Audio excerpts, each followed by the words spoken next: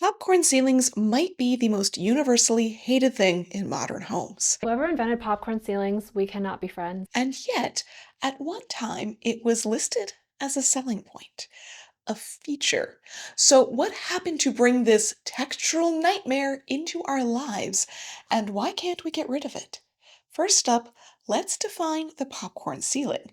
There's quite a range of textures out there, from orange peel to micro cement, but the stipple texture, as it's sometimes called, is special. Most often today, it's achieved by spraying on the texture rather than applying it with molds or a brush or sponge. Beyond just a simple plaster, it has an aggregate of polystyrene or vermiculite, which can range from fine to coarse, giving you that heavy texture. So it's more than just plaster, paint, or glue. Hence the difficulty of removing it, and the difficulty in repairing it. Most of my house is flat plaster, so I can just patch straight over any holes. But popcorn isn't easily copied on a small scale to blend in, not to mention the fact that any work anywhere near it threatens to scrape your knuckles.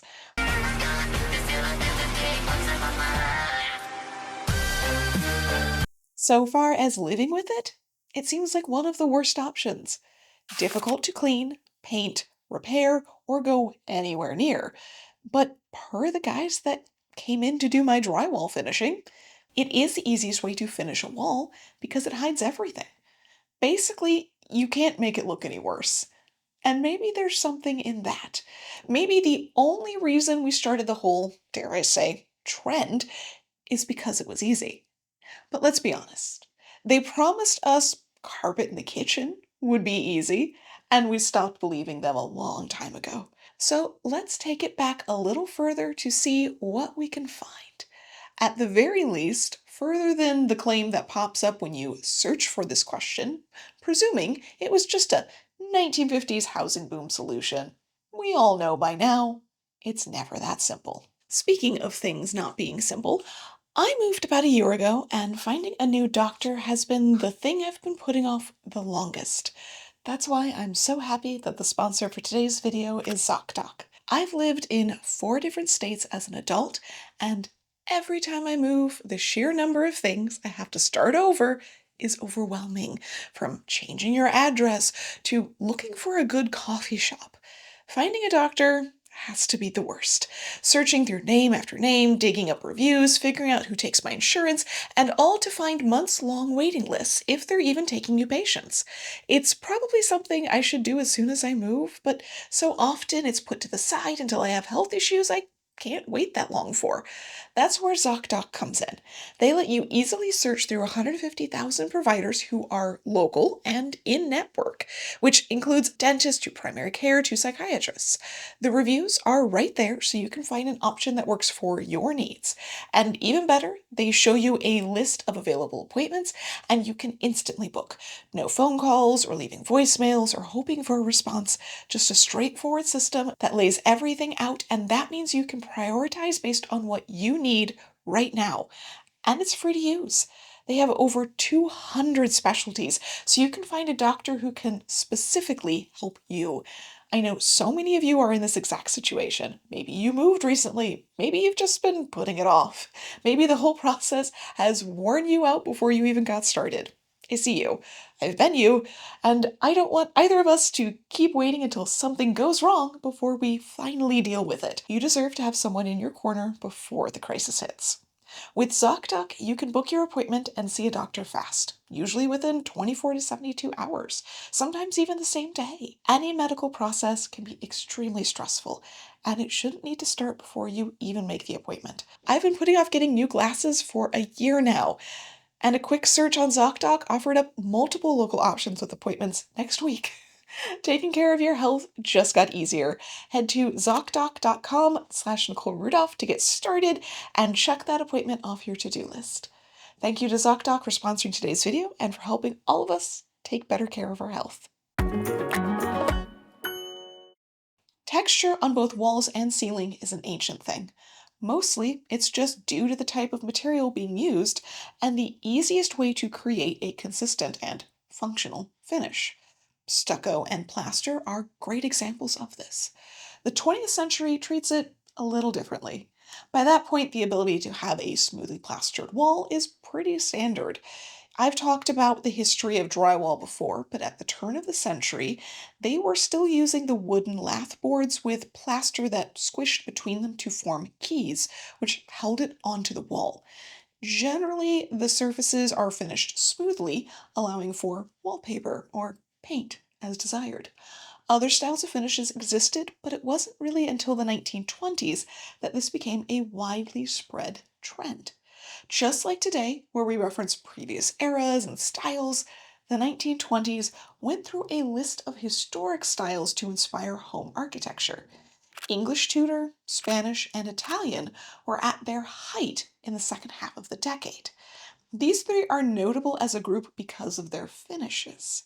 Various textures that mimicked the applications of stucco and plasterwork were showcased in design catalogs on both walls and ceilings, as well as actual stucco and textured plaster. Some were accomplished with glazing and paint techniques, not unlike what those of us who lived through the 1990s recall from the sponge painting phenomenon. I presume the goal here is usually the feel of a old world finish without nearly as much effort, and it's easier to paint over later. The other variations, not so much. While some of the styles could be achieved with an additional layer of plaster to add the texture before painting, that was incredibly complex. It required a professional, since premixed plaster wasn't an option for easy DIY. It could also vary by region as to what ingredients were easily available. Ideally, they were relying on more local sources for things like sand and stucco or the gypsum and plaster rather than shipping heavy things long distances if you didn't have to. Those sorts of brands that universalized all of those ingredients did start really coming in the early 20th century, but they weren't the best option for everyone everywhere just yet. While those surfaces can be incredibly strong when mixed correctly, something intended for smooth surfaces may not be as sturdy with tiny peaks that can easily break off. Instead, they usually recommend what they termed plastic paint. Now, since plastic as we know it had not been invented yet, it's referring to the plasticity of the paint, something that can stretch, mold, and build up. I'm guessing something more like a linseed oil base rather than a calcimine or lime base, especially as the plaster underneath breathes with the seasons and moisture, changing size throughout the year, which is actually the reason behind some of the articles recommending these fashionable finishes. Cracks are a constant battle when it comes to plaster. My house, 1940s, has a newer method that uses what we would see as drywall, gypsum boards, underneath rather than wood strips. It seems to be far less prone to large cracks, but I still have dozens of hairlines all over the house, and they double over the winter months. I've spent days upon days plastering over these problem areas, sanding things down, painting back over, and I've barely made a dent. The hardest part is smoothing things out to a way that blends it back in. If texture was then added over the top, it would be extremely easy to mask the repairs. Well, that one time. I've begun to notice that there's an ebb and flow in the US when it comes to home building and home renovations. While we know that the late 1940s and 1950s were part of a massive post war boom in building, it wasn't the only one. The spread out westward that happened in the late 19th century also placed a great number of new homes on the map, creating countless small towns and cities across the entire country. Even in the central Midwest, this is when most farming communities built town centers and upgraded houses from the plain wooden structures that had served for decades and could no longer keep up with modern demands and wear and tear. In the 19 teens and 20s, articles on how to update an older home, usually pictured as something from the 1880s range, for modern styles and amenities abound. High on the list is dealing with failing plaster or otherwise dingy walls. So instead of scraping out the damage, You have to use a similar key system, otherwise it won't adhere at all. And carefully reapplying and blending it out, you just paint a regular coat of whatever undercolor is desired, and then a second layer of tinted texture. Instructions range from applying with a sponge or brush to using a spray gun. Yeah, 1920s, that was an option. The splatter could be set to fine or large, and a brush or even trowel or sponge could be used to adjust the pattern after. Essentially, all the variations we're used to seeing in our homes now were around in the 1920s and applied in very similar ways. The use of texture doesn't disappear completely, but the mentions of it die down until the 1960s. This is also when the term popcorn starts being used to describe the fine stipple texture. I actually didn't find much about decorative finishes in the immediate post war. Lots of regular wall alternatives, yes. Glass block, metal, plastic, and more than enough textured wallpaper. But the vast array of faux old world techniques did not seem to return under any name that I'm aware of. Where textured ceilings do show up is in tiles, either the drop down frames or in tiles that adhere directly to the surface. They're advertised as not only a way to cover up prior damage, but as a way to add insulation, both for warmth and sound. They're even commonly referred to as acoustic tiles for that reason. Add in that dropped ceilings could be used to cover new plumbing, electrical, or heating ducts, even air conditioning, and they became quite a popular option in an era where many people were updating older homes to modern standards. The advertisements also claim that dropping the ceiling makes a space more intimate.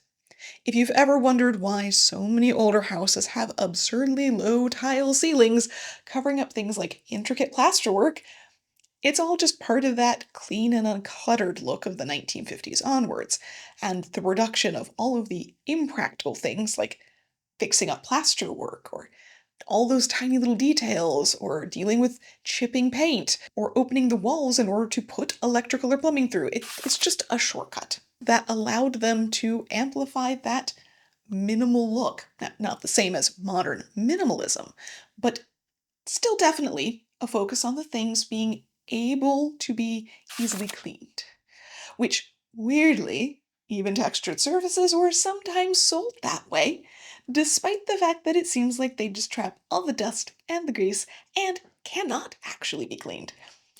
Claims were that the finish added on top of the ceiling tiles made it almost washable, as if you couldn't just add that without the parts that would rip at any cleaning rag. I don't know. Texture, or at least the way that it was being sold, was considered a novelty in the 1960s, different from the last few decades of smooth plaster walls. And they were promising new technology along with it. Some were made to be more fireproof, others broke up harsh light, some brought silence to an old creaky house. When you think about it, a drop ceiling of sound dampening tiles that also cut down on heat loss does make some practical sense in an older home with no insulation, single pane windows, and creaky wood floors. Textured tiles had plenty of function and were just different enough in an era that prized novelty, and were also a fairly simple DIY. The majority of homes were old, no matter how many new ones were being built, and the promise of updating easily was a good way to sell a product. Other suggestions for things like covering up cracked plaster were mm, a little more out there. I love how this article also notes that you can just take all of these things with you if you move, as if just uncovering that giant hole in the living room wall right before someone buys your house is at all ethical, which tracks for how texture was added to older homes in various ways. Now, it doesn't answer why the popcorn texture ended up being on nearly every new ceiling for decades. A few hints lie in the advertisements, sound muffling in particular, and the fact that by the 1970s, houses for sale would actually list popcorn ceilings as a feature. It has to be, therefore, seen as a beneficial thing to both builder and buyer. The bigger breakthrough in my research came from this 1952 article in American Builder that lays out all of the various products and their purpose. The section on aggregates, which is what helps give the texture to our popcorn, is defined as extending the more expensive plasters and making them cheaper. And while that may not have been the thing that 1950s houses absolutely needed with our economic boom, it became way more important by the 1970s, when things were not going quite as well. Essentially, what we have is a cheaper product, which means application can be done with less precision. So it's going to be popular with those wanting to produce a large quantity of new homes. More and more companies are starting up entire neighborhoods with repeated layouts rather than individuals buying a plot and deciding on their own house design. Cue my video on HOAs. It makes the initial investment of hundreds of homes quite a bit cheaper when you add it all up.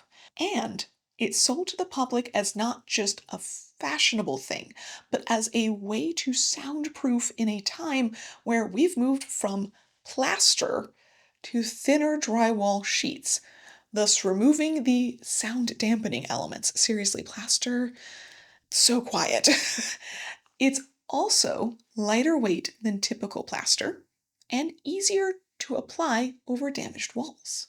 Some of the products are advertised as having mildew-resistant products mixed in, or being faster to dry because of the aggregate, all of which explains why it really took off in places like Florida in the 1970s and 80s as the condo retiree business boomed. Short term, it solves a lot of problems. Long term is someone else's problem. I say it. I'm thinking about where the seam tape on the basement popcorn ceiling has come loose, and I do not look forward to fixing that. Hours of plaster and sanding upstairs, sure, but that? Mm-mm. All to say that unfortunately for the rage so many of us carry around from our popcorn ceiling experiences, there is no inventor. There's not even really a single moment or year that it became popular. At most, keep it simple and blame all of the large corporations building standardized homes as cheaply as possible and passing it off as not just quality, but somehow an added benefit. My last house was built in 2019 and turned out generally okay, but the head contractor for the neighborhood was extremely meticulous. Very lucky. Even then, when the orange peel walls went through the first few seasons, they cracked, which is normal. But it was exceedingly difficult to cover, especially in one spot where the metal corner had bowed slightly, and I had to attempt to smooth that out without removing half the wall surface. And I know, it's not like my current 1940s house is without its flaws and problems. Doing this research helped me realize my problem with the entryway ceiling might be calcimine paint, which can cause flaking and prevent additional layers of paint or even plaster to stick correctly. I guess popcorn ceilings, in the end, are just the curse of this particular era of houses. Just like carpets were before that, drop ceilings before that, there will be another one before too long, I'm sure, and we'll all move back to smoother surfaces or on to something even worse. I'm genuinely still surprised that the whole metal. Oh, I just realized what it's going to be. It's going to be those 3D printed cement houses, isn't it? Like, that's texturally somehow I think that might be worse. I can't even stand the texture of flat paint, let alone just raw concrete. At least when they tried to come up with how can we standardize building houses super fast with metal in the 1940s and 50s, which, by the way, those houses are super cool. I will definitely do a video on that at some point. There's actually some where I live. But the metal houses could still be painted. Metal cabinets could still be painted. You're not supposed to do that with those 3D printed houses. Also, this is just based off of all the people that I've talked to in the contracting business, because I've had so many conversations with people lately. They're not usually all that great in the sense of you're embedding everything into a wall and floor system you cannot easily open back up to access. My house had to be ripped apart to access the pipes. It's way harder in something like a cement slab. So what happens if you have to do that for the entire house? Like they're they have to be short-lived. We can't guarantee any of the piping materials that we use will last more than even a century. A lot of things are more like 40 to 50 years in lifespan. And that's if nothing goes wrong, if it's just living out its lifespan. Ugh. Okay, well, again, we're just gonna move on to the next bad thing. That's how this always works. It just seems cool until we start thinking about it a little bit harder. So that's where popcorn ceilings are. Our honeymoon with popcorn ceilings has long been over as owners or people that live in these houses. But I feel like the popcorn ceiling benefits are still there in terms of manufacturers. So we're still stuck with it until something cheaper comes along. I don't know, it didn't feel like it was that hard for them to put the drywall up in this house. Like they did a really good, fast job of it. And it didn't require spraying on anything crazy. I don't know.